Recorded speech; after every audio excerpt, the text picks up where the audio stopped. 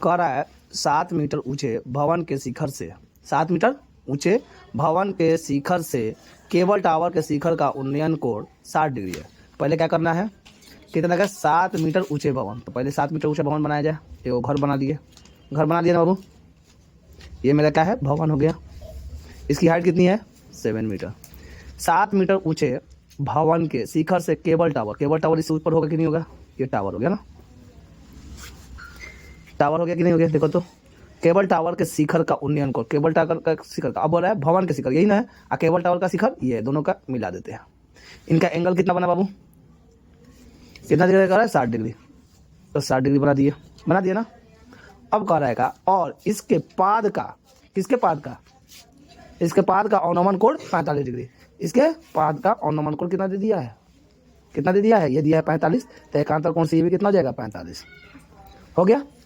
तो अब क्या बोल रहा है, टावर की ऊंचाई, यानी कि इसकी ऊंचाई ज्ञात करना है, इसकी टावर की ऊंचाई बराबर वाट। कोई दिक्कत। तो अब हम आगे बनाते हैं, चलो यहाँ देखो क्वेश्चन नंबर 12 का। अब देखो तो सबसे पहले हमारा यहाँ से ये देखो तो यहाँ हम नामकरण इसका नाम दे देंगे। ए यहाँ मान लेते हैं, कुछ नहीं है तो क्या होगा बी, और यहाँ मान लेते हैं सी, यहाँ मान लेते हैं डी, और यहाँ मान लेते हैं ई। कोई दिक्कत हो गया ना। अब हमारा क्या करना है, इसकी हाइट यानी कि ए से सी तक की हाइट निकालना है। तो सबसे पहले हम ये ले लेते हैं। अब देखो तो ये जितना होगा ई डी बराबर बी सी होगा कि नहीं होगा, ई डी बराबर बी सी।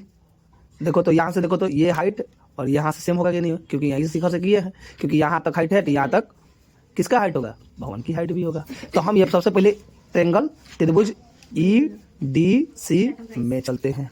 तो क्या लेंगे, ये और ये, यानी ये क्या है, परपेंडिकुलर और बेस। तो किस में मिलता है बाबू, tan थीटा में। tan theta is equal to क्या होता है, p बाई बी, यानी tan कितना डिग्री होगा, tan 60 डिग्री होगा, 45 डिग्री है ना, तो 45 degree is equal to 45 degree है ना, 45 डिग्री। तो क्या हो जाएगा, p का मान क्या हो जाएगा, ed हो जाएगा, ed बटा dc हो जाएगा, या cd लिख सकते हैं। tan 45 डिग्री का मान क्या होता है 1, ed का मान कितना दिया है बाबू 7 मीटर, और ये क्या होगा, cd का मान कितना दिया है, cd आ जाएगा। तो cd इज इक्वल टू कितना हो जाएगा बाबू, 7 मीटर, यानी कि हमको क्या मिल गया, ये कितना मिल गया, 7 मीटर। अब हमको क्या निकालना है, ए बी।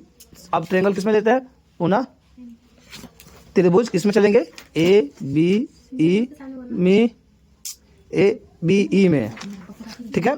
अब इसमें चलेंगे तो क्या दिख रहा है बाबू, यहाँ देखो tan थीटा भी लेंगे, क्योंकि ये हमारा, अब देखो तो जितना सी डी होगा उतना ही बी होगा कि नहीं होगा, सी डी बराबर बी होगा कि नहीं होगा, क्योंकि रेक्टेंगल में आमने सामने की भुजा बराबर होती है। ये देख रही है ना, यहाँ से ये हाइट, यहाँ से जुदी होगी, यहाँ से भी वही सेम जुदी होगी, ठीक है। तो अब हमारा देखो तो इतना हो गया।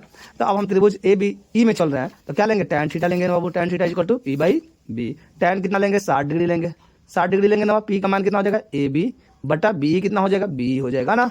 tan 60 डिग्री का मान कितना होता है, √3 इक्वल टू ए बी का मान कितना है, नहीं मालूम है, बी का मान मालूम है बाबू, बी का मान कितना है, 7 मीटर है ना बाबू, 7 मीटर है, 7 मीटर है कि नहीं है। बी का मान देखो तो, बी का मान कितना है, बी जितना है उतना ही सी डी होगा। तो अब यहाँ पे हमारा देखो तो A B is equal to कितना हो जाएगा, ये क्रॉस मल्टीप्लीकेशन होगा, इसके नीचे कुछ नहीं है, तो ए बी बन जाए ए बी, और क्या हो जाएगा √3, यानी 7√3 हो जाएगा ना, 7√3 मीटर हो जाएगा ना। अब हमको किसका, टावर की ऊंचाई, तो टावर की ऊंचाई क्या हो जाएगा, टावर की ऊंचाई बराबर क्या हो जाएगा, यहाँ देखो टावर की ऊंचाई ए सी हो जाएगा ना, टावर की ऊंचाई ए सी बराबर क्या हो जाएगा, A B plus B C हो जाएगा। ए बी का मान कितना है, ए बी का मान कितना है, 7√3 प्लस बी सी का मान कितना है बाबू, बी सी का मान कितना है, बी सी का मान कितना है, 7 है, बताया था ना। तो यहाँ से 7 कॉमन हो जाएगा, तो क्या हो जाएगा, √3 + 1 मीटर आंसर हो जाएगा ना। क्या मिल गया, 7 यहाँ से कॉमन ले लेंगे तो क्या होगा, 7 कॉमन हो जाएगा, तो √3 + 1 मीटर हो जाएगा कि नहीं हो जाएगा।